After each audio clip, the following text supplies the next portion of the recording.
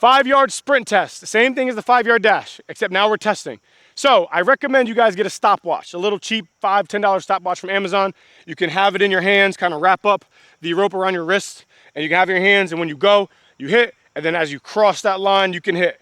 Another technique you can use is setting up a camera, okay, and then you can re-watch the camera, and then use a stopwatch to see where you start and stop. Just make sure the camera's far enough off where you can see your hips at the start line and then the hips at the finish line. If you have someone to be there and time you, that's great. If you have a laser system, right? There's some that are like a few $100. Like the one I have is kind of a few $1,000s.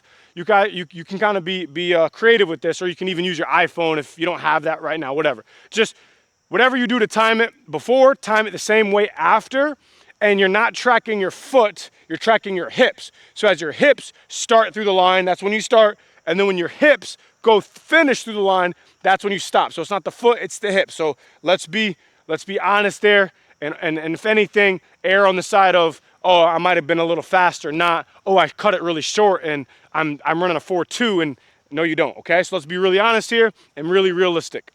20-yard sprint test, same thing as the 5-yard sprint test. Stopwatch, phone, set the camera back, rewatch and play it.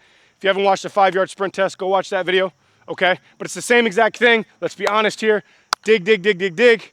Sprint out, finish through the line.